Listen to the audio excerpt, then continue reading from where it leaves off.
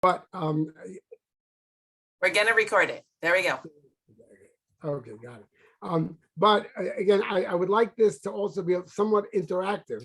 And so I'd like to see your faces. So if you raise your hand, you have a comment to make, or something of that nature, there is a little icon on the bottom called raise your hand.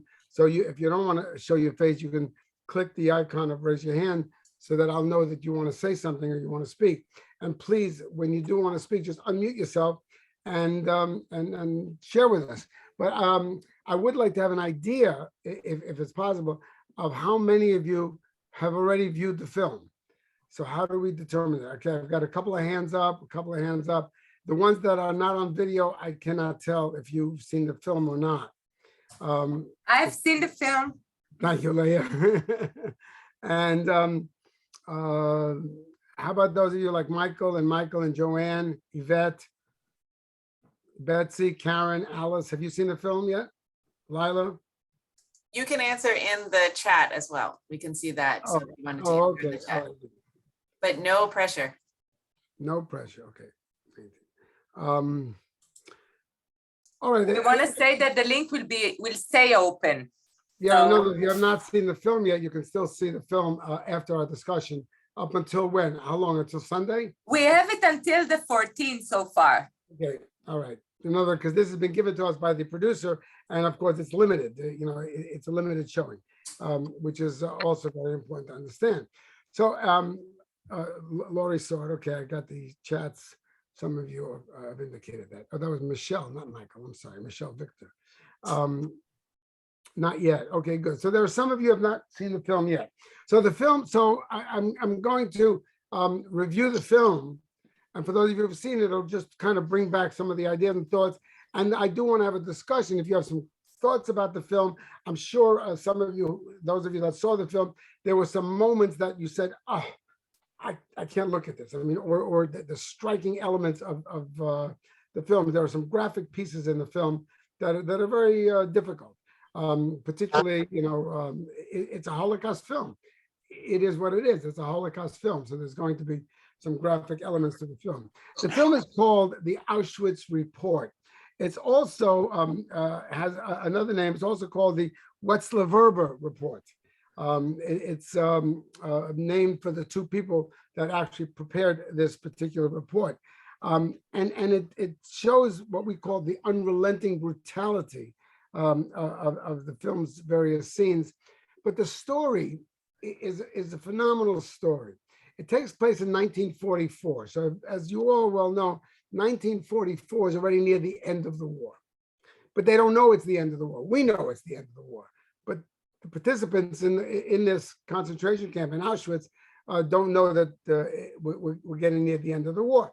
So in 1944, two prisoners who've been involved in counting. Now, the Germans wanted to know exactly the numbers. The Germans were very meticulous about data and information. We've got the names on the list of every transport. People don't realize that every car, every transport, they didn't just load the Jews onto the cars. When they came to load the cars, they would have to go to a table and report. Their name would be on the list, and they were told, go into car 5382.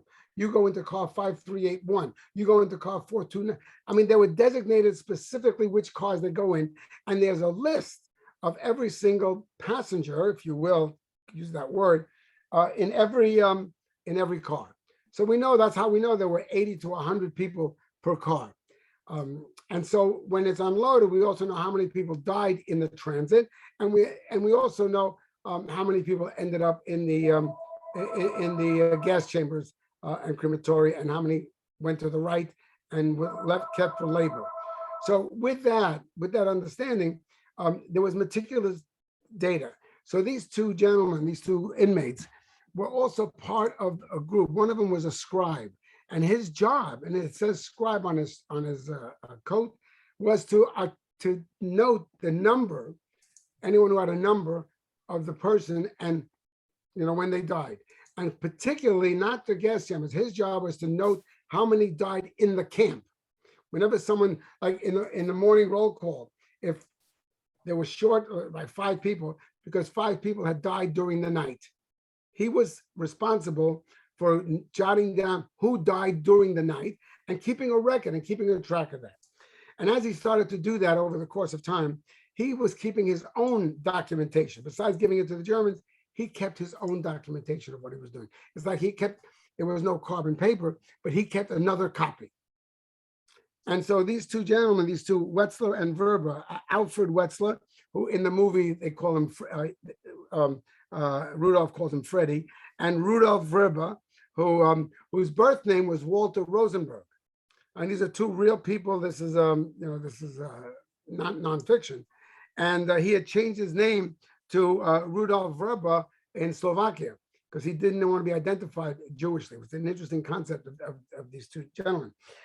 They're also, for those of you who saw the film, you'll note that their uniform has a red triangle.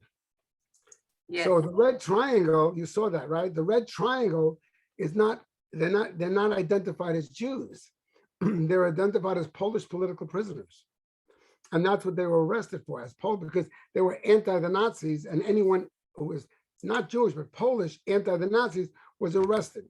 And in their Barrack 9, they're settled in Barrack 9.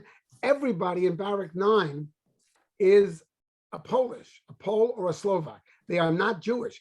Everyone in Barrack 9 is wearing the red triangle. So that's important to understand who these people are and what this movie is about. So as the movie unfolds, the first half of the movie is all about the brutal scenes of how they treated these people, the Poles and the Jews. Very often they go to the Jews, of the butchering of the Jews. There's one scene where the commander is one of the commanders is absolutely distraught. He just got a letter that his son was killed in battle, okay, on the front, in the Soviet front. And he goes crazy. And they bury something like 10 Jews in the ground up to their necks. All right, and only their heads are showing.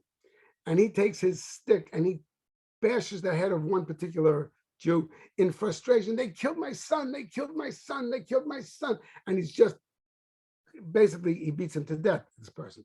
And then he screams at all the people and he takes out a picture of his son and he shows everyone, look at him, look at him. He's showing the ones who's in the ground with just their heads showing, all right?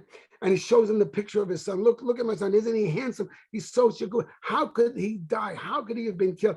And it's your fault, it's your fault. It's because of the Jews, it's because of all of you that he was killed. So that, and that resonates with him. And then he gets on his horse, and then he tramples over the heads of all of these inmates with his horse, and basically killing all of them.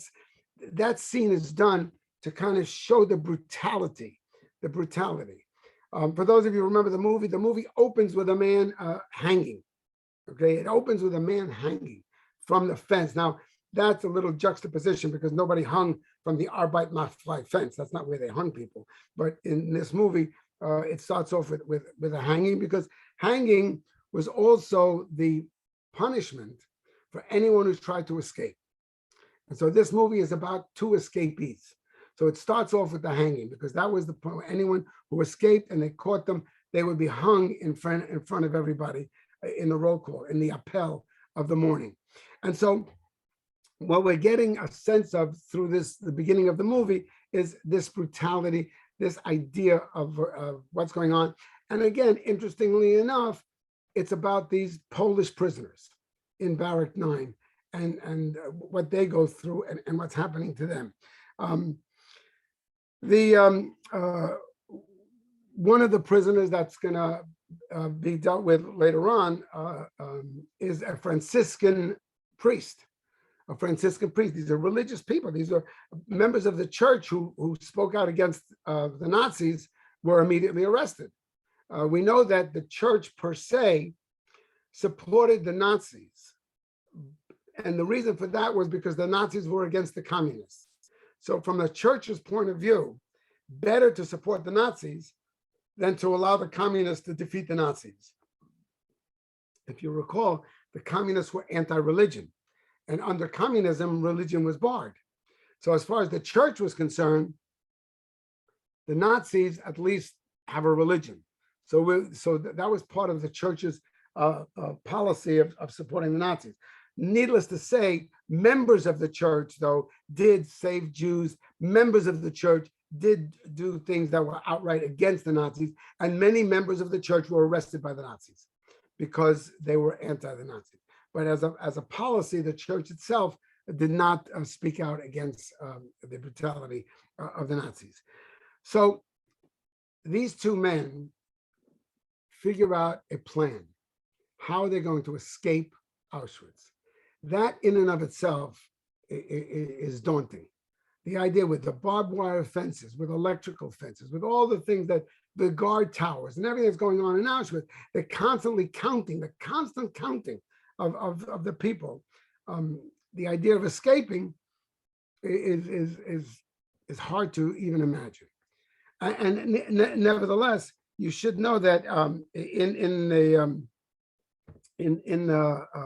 camp itself, over the course of 4 years, over 900 prisoners did escape Auschwitz. And of the 900 prisoners that did escape Auschwitz, we're looking at like 878 were men and 50 of them or so were women. Most of the escapees were Poles, not Jews. Most of the escapees were Poles. The Jewish escapees were very few. Something like 150 were Jews who escaped. Now, the escapees, many of them were caught, but the majority of the ones who did escape were not caught. And primarily because the Poles, once they escaped, they were able to blend into the Polish countryside very easily, okay, more so than the Jews were. So that's also part of why the Poles were successful in their escape. Needless to say, these two men, Freddie and Rudolph, decide that they're going to escape, but they're going to escape for a purpose. And the purpose is to tell the outside world what's going on, to tell the outside world of the murdering fascist Nazis that are going on in this camp. All they know about is this camp. And so they begin their plan. And they saw that they're building in Birkenau. Remember, Auschwitz, the main Auschwitz had two components, Auschwitz I and Auschwitz II. Auschwitz II Birkenau was a huge camp that basically held over 100,000 inmates at one time. That's how big it was. About 8 or 9 Auschwitz I's could have fit into Auschwitz II. And there was a third camp, Auschwitz III. Bruno and Auschwitz III was the labor camp. Those people was not a death camp. Those people were used for farmed out laborers in factories all over southern Poland. And that was Auschwitz III. So it was a huge complex, Auschwitz, a huge complex. So in Auschwitz II, they were constantly building more and more barracks because more and more Jews were coming. And the ones that they were keeping for slave labor needed housing, albeit not the best housing, but they still needed a place. So they were building new barracks. And in the place where they were building new barracks, there was a construction site, if you will. And these two guys decided that if they hide in that construction site underneath some pallets, okay, and they could stay there for 2 or 3 days till they stop looking for them, then they'll be able to escape. Because the construction site was outside of the main section of the camp. Well, one night, the two of them, they saved some food over the course of, remember, what are we talking about saving food? Your rations was 1 meal a day. So if you're saving food, that means from your 1 meal a day, you're going to save some of that for this escape. You're not going to eat everything that day. When I say food, we're talking about a piece of bread and maybe a potato periodically. And as well, they had in these little canisters that they were able to get from what's called Canada House. There was a lot of underground, a lot of smuggling of material from a particular place in Auschwitz-Birkenau called Canada. Canada was where they kept all of the goods, everything that they took from the ones that were killed, their clothing, their baggage. They would open up the suitcase and they would stack them. Everything was stacked in orderly cubby holes in Canada. And that was a major black market of Auschwitz.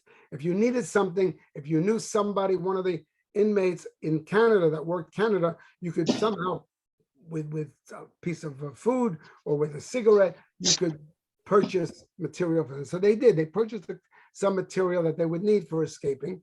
And they got these 2 canisters, and these canisters, they took all the papers that they had rolled up and written all the names, all the numbers of how many were being killed daily. And they rolled them up and put them into the canisters. And in those canisters, they kept it with them.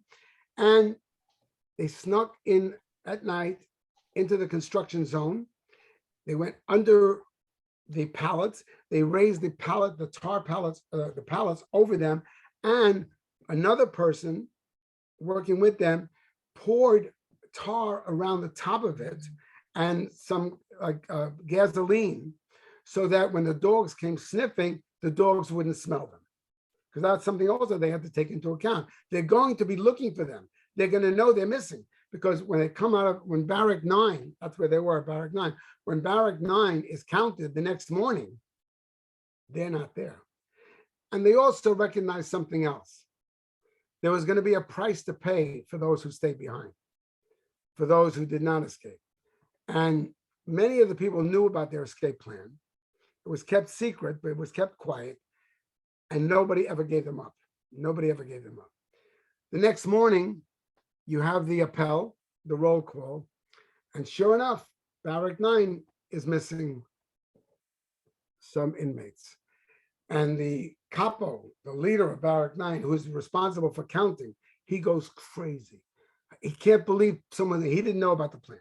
Well, of course he wouldn't know, because he was not, involved in that.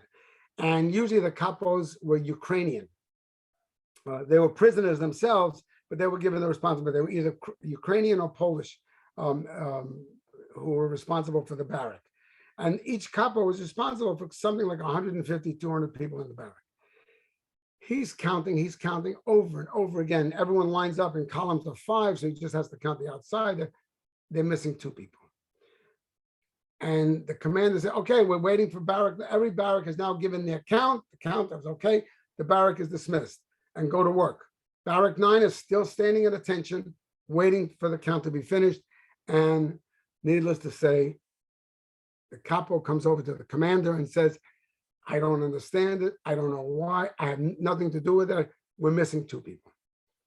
And of course, here you have the element of the brutality of the Nazis, particularly the SS. Remember, the camps were run by the SS. The camps were never run by the army. The camps were never run by the professional military. It was always run by the SS. And so that's also part of who these people are, because the SS was recruited from a criminal element of such varied types all over Germany. And that's who the SS is. And he calls over the capo. He says, find them. And goes back into the barrack. He looks under the beds, under the barracks, in the cot, turns everything up. Can't find them. And so needless to say, he is punished. The capo is punished. And he's whipped, just about whipped to death, until he can tell us where they went. Of course, he has no idea. And the beating is brutal, and everybody has to stand at attention while they watch the beating. And then, of course, they are made to stand at attention. And that was, by the way, that was whenever someone was missing, that barrack had to stand at attention until the person was found. Now, that could be a day, 2 days, 3 days, or until such time as it's decided we can't find them, and then the barrack can go back to work, okay? But for sometimes a good 3 days, in the cold or in the heat, whatever the temperature is, whenever the time of the year that it is, they would have to stand there in line at attention until such time as the commander decides, all right, we're never going to find this guy. He escaped, but he'll probably turn up dead later. Maybe they always said the villagers will kill them. The villagers will kill them. The villagers won't. They'll bring them back. So here we have, during the 3 days, how these guys, they talk to each other, very quietly. They're trying to, how do you survive standing at attention? How do you survive standing there this whole time? one person had actually had some food in his pocket of his jacket, and he took out a piece of bread that he had, and he took a little bite of it, and then that was the Franciscan, and the Franciscan shared it with a couple of other guys around him. I know, so they're trying to survive in this unsurvivable condition, and so we see that in the first half of the movie. And here are the two men underground, under the pallets, laying flat. The pallets are on top of them. And now all of a sudden comes the second day. The construction workers are doing the work. They did bring the dogs. The dogs did not smell them. The dogs went around that area where they are, but they couldn't get past the gasoline and the tar that they had put there. And the men are just laying there for 3 days. For 3 days, they're going to lay there. But in the second day, the construction workers brought these big timber, these 4x4s, these heavy 4x4 timbers that were going to be these stanchions for the barracks, and they put them on top of the pallet where they are.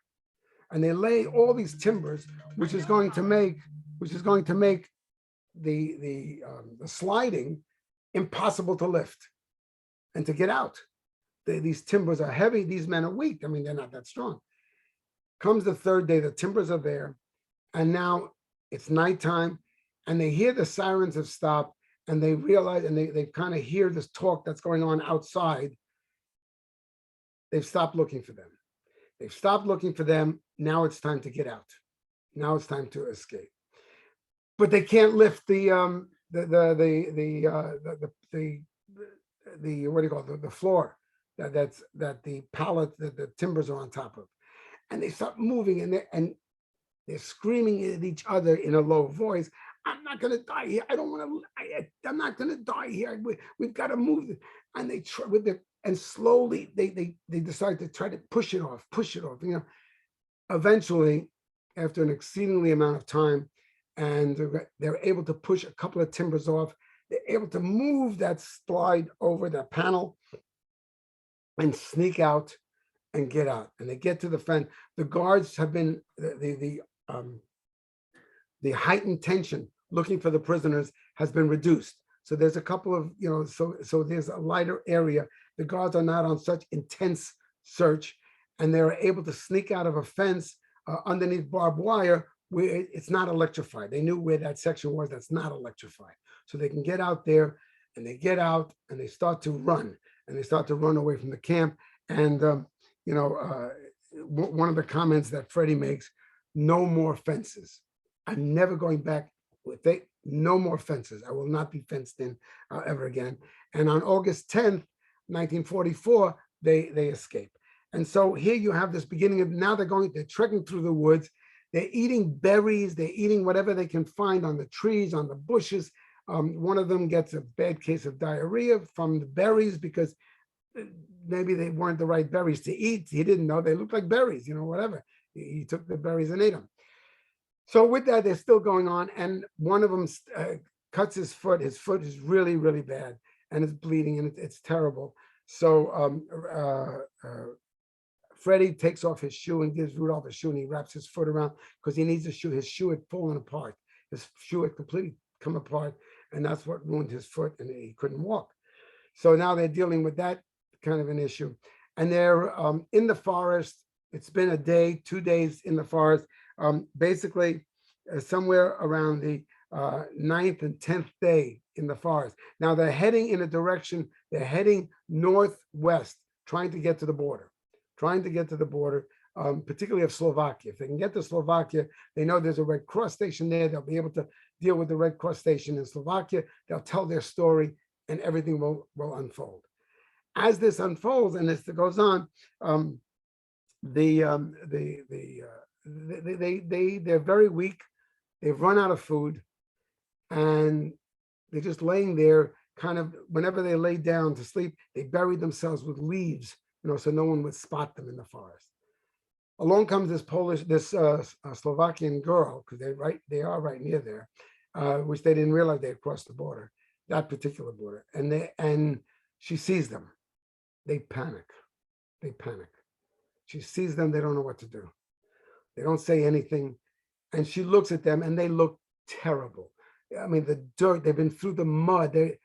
they look terrible. Their faces are caked with mud, their hand, and she sees the foot, the guy's foot is bandaged up. It's really bad. She looks at them, doesn't say a word, takes out a giant loaf of bread that she had in her bag, tears the bread in half, and gives each of them a half of the loaf of bread. They wolf the bread down, and she walks away. A little bit later, she comes back. We don't know how much time has gone by, but presumably maybe a half a day. And she comes back with her brother-in-law and with more food, with a pot of hot, kind of a porridge. And of course, they're eating the porridge. And the brother-in-law is going to take them to the border so that they can cross into the border in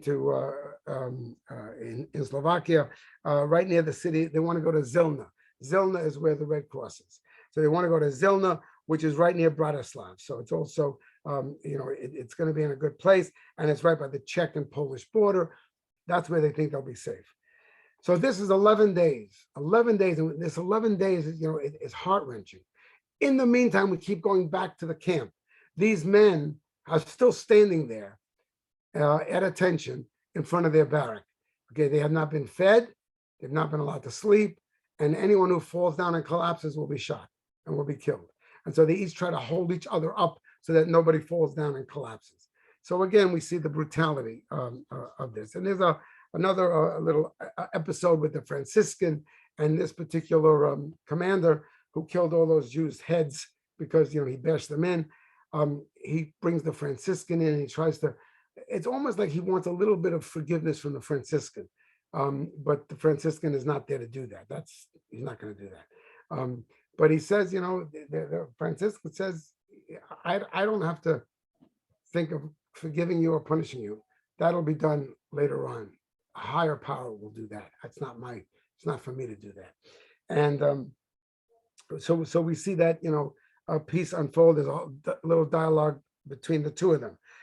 Anyhow, these two guys finally get to a safe house. They're cleaned up, they're washed, they're fed, they're rested for a few days. And by the something like the 18th, 19th day since they've escaped, they're finally able to be composed and they begin to tell their story.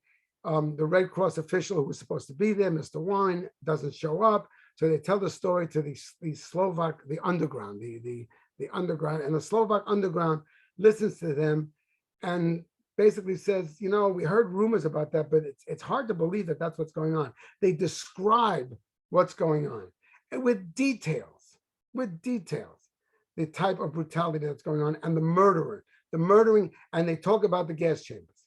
They talk about the gas chambers, how from the trains, they go right to the gas chambers and they are killed, thousands at a time. He comes up with the number. He talks about how many per hour, how many per day, how many per week. And he comes up with 6,000 a day are being murdered in Auschwitz, in the gas chambers. It's hard to believe. He says, you know what? We have to wait for Mr. Warren, the Red Cross person, to come. You need to tell him the story. A few days later, into the 22nd day, they were asked by the underground to prepare a report. So they get themselves he gives them a typist. They dictate to the typist their report, and you see the typist typing away on one of the old ribbon typewriters, and they have a 40-page report, articulating every detail that they had and the names, because they also opened up their canister and they have all the names and they have the number and when the person was killed and all that information. It's a very detailed report. The report, finally the next day, on the 22nd day, the Red Cross individual comes and he brings 2 big boxes, okay, gift packages, if you will. And he gives each one a gift package. And in it, there's chocolate bars, there's bread, there's all kinds of little first aid kits. It's a box, something like about, I would say 8 by 8, square box. And he gives it to them. And and this is very powerful. He says to them, I'm sure you're familiar with this because, you've received this in Auschwitz. And Freddie goes crazy. He takes the box, he slams it down. We never saw this in Auschwitz. What are you talking about? And the Red Cross guy, Mr. Warren, says, we sent Auschwitz 400,000 of these boxes, and we were assured that they were given to all the inmates. And he looks at him and he said, not one inmate ever got one of these boxes. Not one. We never saw this. But they told us you did. I mean, really, can I believe that you never got it? If they told us that they distributed it, I have to accept that they distributed it. And Freddie goes bonkers. They lied. Do you understand how they lied? And then he talks about Treblinka, about Terezin, how Terezin was, but we went to Terezin, he says, and we saw the inmates were painting pictures, and there was a choir, they were singing. And so, not for Rudolph then says to him, and those same inmates that were the singers, and they played in a choir, and the orchestra, and the artists, they came to Auschwitz and they went into the gas chamber. As soon as you all left, and they told us this, we know that they said the Red Cross came and visited us. And then right after the Red Cross left, we were sent to Auschwitz, and they ended up in Auschwitz. Some of them ended up in the orchestra at Auschwitz because they were musicians. But the point is they told the story of what happened in Terezin. And he's telling this to the Red Cross person. And the Red Cross person is looking at him and saying, I find this hard to believe. You know, and so we're seeing in the movie this attitude that people found it hard to believe. Even when Jan Karski, I don't know how many are familiar with the story of Jan Karski, also a Polish escapee from Auschwitz who ended up meeting with President Roosevelt, okay, in 1943, and said to President Roosevelt, he had a 15-minute meeting with President Roosevelt, and he said to him, this is what's going on in Auschwitz. And the president said, you know what, I find that hard to believe. It's not human, it's not possible. And he dismissed Karski and said, it's not believable. And that's also what this movie is trying to show us, okay? It's telling us how hard, what they went through to tell the outside world, and the outside world was not prepared to accept what they said, was not prepared to, it was incomprehensible that this could be going on. And that's also part of this, what this story is trying to unfold. So the Red Cross, of course, he says to them, you know what, we'll send your report to the Americans. And we'll see, maybe the Americans can negotiate with the Germans and try to facilitate something for another visit. Freddie says, negotiate? There's no negotiating with these people. And he really yelled. I mean, you could see the pent-up anger, and it's an anger that's incomprehensible, the anger, because the frustration is, don't you follow what I'm saying? I was there, okay? My escape cost the lives of, I don't know how many people behind me died because I escaped. And you're telling me you want to negotiate? Okay, that's unacceptable. And of course, that, you know, so the film gives us this idea that the Red Cross says, well, I'll turn your report over to the Allies, and they'll do with it whatever they can. And that kind of ends the story, if you will. You know, Freddie and Rudolph are frustrated beyond belief. Nevertheless, the report does get out, and what he also said in the report, they were there in some of you may be familiar with this part of the story, that in January of 44, February 44, they started building a spur from the rail line directly into the camp. You know, that's the famous picture of the rail lines going right into Birkenau.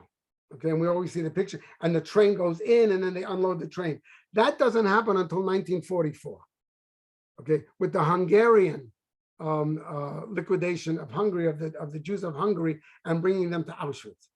Until 1944, the Jews got off the train in Oświęcim, the city of Oświęcim, where the train line ended, and they would walk approximately 4 or 5 kilometers from the train station into Birkenau. It was called the Jew Trail.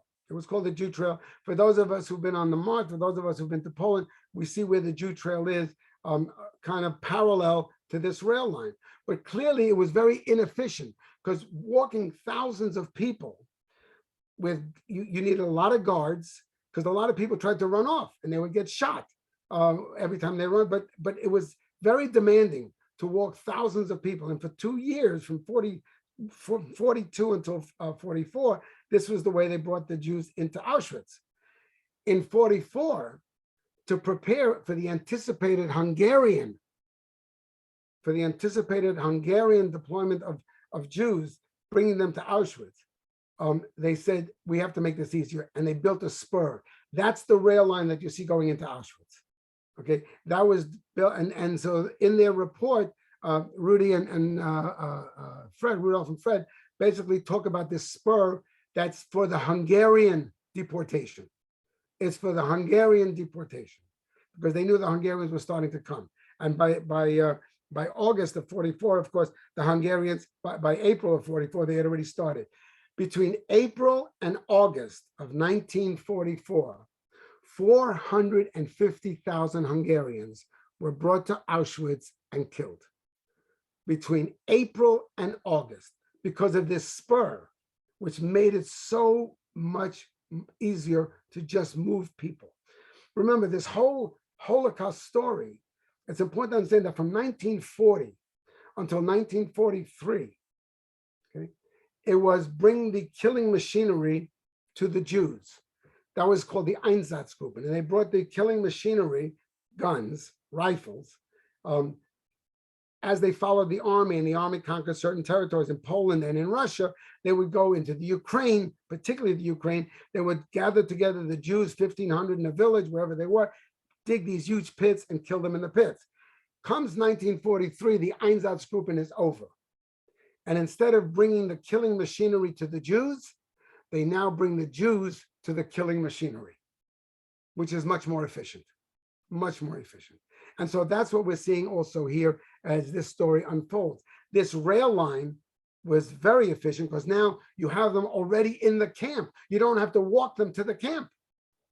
And then we see towards the end of the movie, we see Mengele sitting there, or we only see his back. And he's sitting there and the lines are coming to him and he goes, recht, recht, links, links, recht, links, links. Left, right, left, left, left. Left meant to the gas chamber, right meant to the labor force. And he would look at each person in a matter of 1 to 2 seconds would make a determination of whether this person is a worker or useless. And we see this picture. And then along comes the Franciscan. And he has a little dialogue. Oh, you're the Franciscan, aren't you? Well, the commander sends you his regards. He's in Berlin now with his family. But he said that I should look for you when I come here. And he sends you his best regards. And he looks at the Franciscan and he says, links, to the left. And we see the Franciscan walking to the left, which is going to be to the gas chamber. And then as the movie, comes to an end, and as the movie starts to close up, we see all these lines, these voices from all over Europe, contemporary voices, talking about, we need to keep these people out of here. One of them, which really resonated with me, was from Germany. And of course, he says it in German with the English subtitle underneath. We cannot allow the Germans to become a minority in Germany. And that begins the dialogue of the contemporary. What we've learned from this is all of this there's anti-Muslim talk, there's anti-other races talk. We must keep our borders closed. We can't allow other people to come. And you get all of this at the end of the movie, one after another, and slowly the movie comes to an end. What we do find out as a postscript is that it took 7 months. It took 7 months for the report to get to the Allies, which of course is insane. But what the Allies were able to do, they were able to stop the Hungarian deployment of Jews to Auschwitz and save the last segments. They actually stopped the deployment and they were able to save 120,000 Hungarians were saved by virtue of this report and the stopping of the Hungarians coming into by August of 44. So if nothing else, these two, Alfred Wetzler and Rudolf Vrba, were able to save 120,000 Hungarian lives by virtue of the report that they did. That's kind of a synopsis of the film. If anybody who saw the film, if you think I left out something important, please don't hesitate. Let's talk, and let's open up to some questions, some thoughts, some concerns, some ideas. Please unmute yourself and let me hear what you have to say.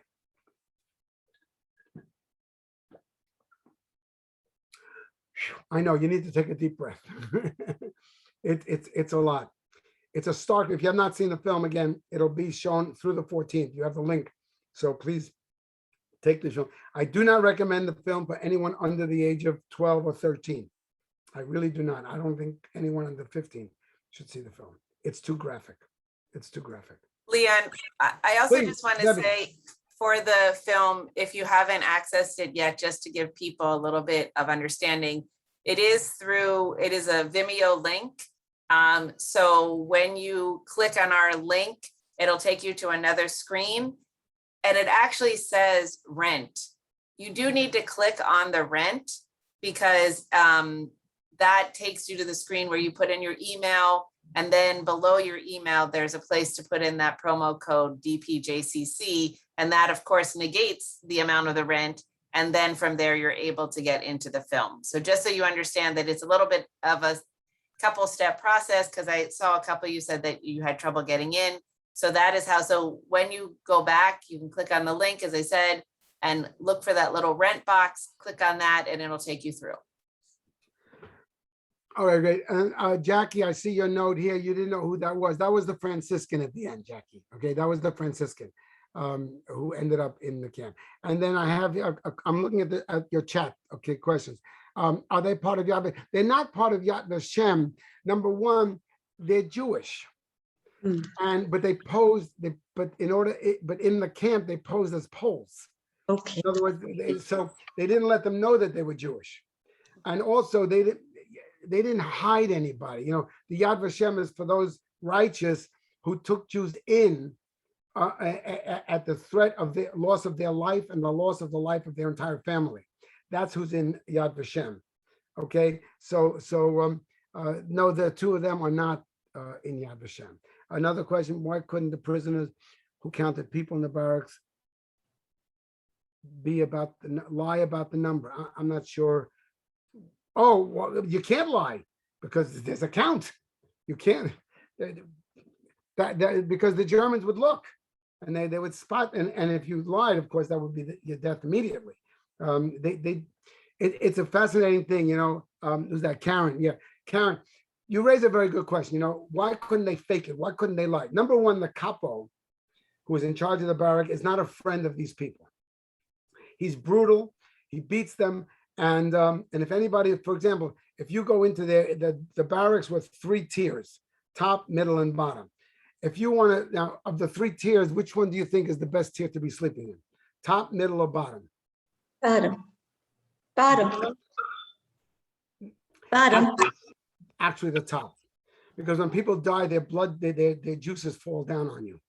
Okay, when they throw up during the night, they come down on you. When they urinate during the night, because they can't go to the bathroom at night, you're not allowed to leave the barrack at night, it comes down on you. You want to be on the top. You want to be on the top. Now, needless to say, how do you get on the top? You got to do a favor to the capo. The capo assigns the barracks, and you got to do whatever he wants if you want to be on the top. And so that's who these capos are. You have to understand that they were brutal in and of themselves, and they did whatever they could to survive because they're prisoners too. But the idea of lying and saying, everybody's accounted for, the Germans would have discovered that they're not accounted for, and that would have been the end of the capo. So lying was just not a possibility. How did you know it was Mengele? Well, okay, you're right. You're right. I made the assumption. You're absolutely right. Who is that? Jackie. Because you see the back of his head, and Mengele was famous for the thumb. Okay, we have pictures of him doing the thumb thing. Recht, links, recht, links. And so this person is sitting there with his military hat, and he's doing that. So we assume it's Mengele. If it wasn't Mengele, it was someone else who was sending them right to the left, right to the left. You're right, Jackie. You caught me on that one. I made an assumption. Any other thoughts, concerns, questions? Laurie, please.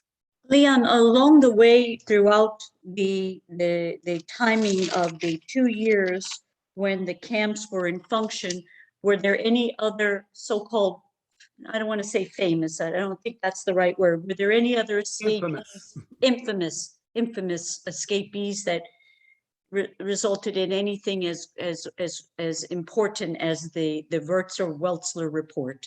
Well, I told you Jan Karski was an escapee. Okay, Okay. he's very important. Yes. But most of the escapees disappeared. This, And we don't have a lot. Treblinka, there were 70, Treblinka killed 850,000 Jews. It was an absolute death camp. Unlike Auschwitz, Birkenau, they didn't stack them. In other words, nobody was kept in Treblinka. From the train, they went through this gauntlet into the, they had to get undressed.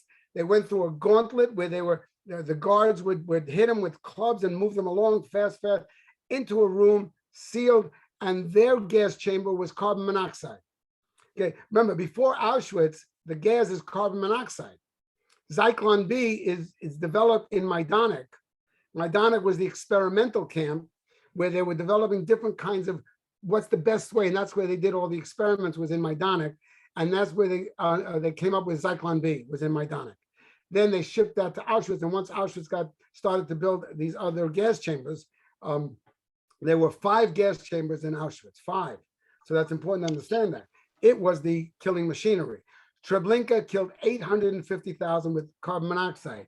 The death camp of Chelmno, they put the Jews from the train, they came from Lodz. All the people who died in Chelmno came from Lodz. They put them on a train to Chelmno, got off the train, and then they put them in a van. They went into this van, and the van would drive to the pits, but the van was sealed. The carbon monoxide would come back into the van. By the time they got to the pits, everybody in the van, close to 100, huge vans. They reconstructed these vans and put in extra sidings to fit anywhere between 80 and 100 people in the vans. The vans were almost the size of a cattle car. And they would be killed with carbon monoxide. Sobibor, another death camp that killed 250,000 Jews, carbon monoxide. Zyklon B is reserved for Majdanek, where they discovered it, and Auschwitz. So the escapees, I mean, in Treblinka, there was an uprising, 70 escaped, 300 escaped, but only 70 survived. The other 230 were caught and killed. Sobibor had about 250 escaped, of which I think something only about 75 or 80 actually escaped. The others were all caught and killed. So we don't have a lot of story. Chelmno, nobody escaped, not one escapee from Chelmno, because Chelmno wasn't a camp. It was strictly a death place. You went from the train to the van to the pit, and nobody was kept, alive there. So that's also part of what these camps were. There were 6 death camps, all located in Poland. Let me see, anybody, how did you know it was, okay. Any other questions on the chat, or raise your hand, or just unmute and just ask?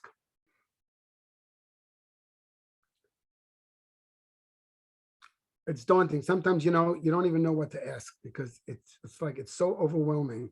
Like, what kind of a question can I ask? The basic who, what, where, when questions go out the window. It's like, we know who, we know what, we know where, and we know when. So those questions already, do we have a better system now to report atrocities? That's a great question. Okay, that really is a very great question. Who is that? Fern. Because at the U.S. Holocaust Memorial Museum in DC, they have this huge board, which we're going to link ourselves to at the Holocaust Center. We have one monitor that's going to be linked. We've already started talking with them about how to actually do that. It's a genocide screen, and it's a screen that shows where in the world genocide is occurring right now. Because since the Holocaust, and we talk about never again, never again, never again, there have been many genocides already. Before the Holocaust, as many of you already know, the Turkish atrocities to the Albanians, where they killed 1.2 million people, was a genocide. Of course, the Turks refused to accept responsibility for that. They said they didn't do that. But we know that that was the beginning. The word genocide itself comes in 1944 by a Polish Jewish journalist in America who writes a column about what's going on in Poland, what's going on in death camps, and he coins the word genocide. Until 1944, that word doesn't exist. No dictionary, no one ever used the word genocide because it just was not fathomable. We had regicide, patricide, suicide, homicide, matricide, well, I said homicide, all these sides. Genocide was not a word. And of course, now it's become a common word. We had the genocide of Rwanda, the genocide in Cambodia before Rwanda. 2.5 million people were killed in Cambodia. We have the genocide in Darfur. We have the genocide in Bangladesh. Genocide has all of a sudden become, so the U.S. Holocaust Memorial Museum is tracking. I'm sure many of you are already familiar with the genocide that's going on right now in China. The Uyghurs, okay, the Urugs are peoples in Southeast China are literally being relocated, re-educated, and killed. Okay, anyone who defies them. There's over 1.5 million of them, and they are in the process of trying to kill them off completely. Genocide is not just the killing of people. Genocide is the killing of a culture also. Genocide is also defined as when an entire culture, an entire lifestyle and life force of a people is being eradicated. And that's what's going on in China right now. A complete genocide of this one group of Chinese. Leon, did you notice that Sherry's hand is up? So I don't know if Sherry, if you wanted to unmute yourself. Oh, unmute Sherry. Okay, thank you. Thank you, Leon. My question is, are you planning a March of the Living this year? And if so, are you taking adults? The answer is yes, yes, and yes. The March of the Living is on. Okay, so recruitment is going on. I know Rochelle Baltic for Broward is already recruiting people. She's already got a number of adults signed up for her. I'm doing it with Boca. We are recruiting adults. We anticipate about, again, the numbers are going to be much smaller this year. For those of you who might not be familiar, the March of the Living is a program where we take people, children, usually teenagers, high school kids, 11th and 12th graders to Poland. And then after a week in Poland visiting the sites of the Holocaust, we go to Israel for a week. Israel has opened their borders. You all know that. Poland is also now eager for the March of the Living to come back to Poland. So there will be a group. We leave April 24th. That's the day after Pesach ends. And it'll be 2 weeks, 1 week in Poland, 1 week in Israel. And so that trip, and when we go on the march, we visit Auschwitz, we visit Majdanek, or we do the Warsaw Ghetto, the Lodz Ghetto, and of course, Krakow. I just want to say, if you've never been with Leon on a trip to the camps, you need to do so. Sherry would join them. We did a teacher's trip, and I think it was in June or something like that. We did a teacher's trip. 2017, I think it was 20, something like that. 2017, something like that, where we took a number of teachers and we did Poland with group. It's quite the experience. It's the way to touch it, Well, yeah, exactly right. witness it. You're very welcome, Yvette. Any other thoughts, comments, concerns? I hope I didn't totally, blow you away, but it's a powerful movie. It's a powerful movie, those of you that took the time to watch it, it's something there are so many movies out there now that deal with the Holocaust. You should know that since 1951, if you Google this, you'll see it all. Hollywood has produced a Holocaust movie every single year. Some of them won Academy Awards. Some of them were better than others, but Hollywood has produced a Holocaust movie every year since 1951. I think last year, 2019, was the only year that they didn't, and that was because of COVID and everything else involved, or 2020, one of the two. But that's also something remarkable that there is. And in Europe, by the way, if you really want to see some Holocaust movies that are really bare, Google Holocaust movies made in Europe. They are incredible. I mean, they are wow, they are so anti-German. It's incredible how those movies, describe the stories, especially the movies coming out of Czechoslovakia. I mean, out of Slovakia, and the Czech movies. The Russian movies are so anti. I mean, it's hard to believe that these, there's no compassion whatsoever for Germans in the Russian movies. And you see their take on the Holocaust, which is different than American take on the Holocaust. Very different. So those movies are sometimes worth watching. Just Google any kind of, they're available. They're all available. All right. Arlene, did you have a question? Who? Arlene? I'm sorry. Whose hand? I missed somebody. I saw her going like this. Arlene? Oh, she's muted, Leon. Yeah. Unmute. Oh, there she. Oh, I don't know if she's just waiting. Okay, maybe she was just. Well, I wanted to thank Leon so much. It was really a very powerful lecture, as it was a very powerful and compelling movie. And thank Debbie and Leah for allowing us to bring what is a really, as Leon said, produced every year, a brand new film about the Holocaust, this incredible film to our community. It's actually very brand new. So thank you both for allowing it and for conducting our Zoom meeting today to review it. So thank you all for coming very much. If anyone has any other questions? I just want to point out, we did record the program. So if good. you feel that this is something you want to share with other people, we will be sending out the link for the recording probably by tomorrow. And we encourage you to share this with others and to make them aware of the George Gottlieb Holocaust Education and Jewish Programs at the David Potsdam DCC. And we look forward to seeing you again. Thank you, Debbie.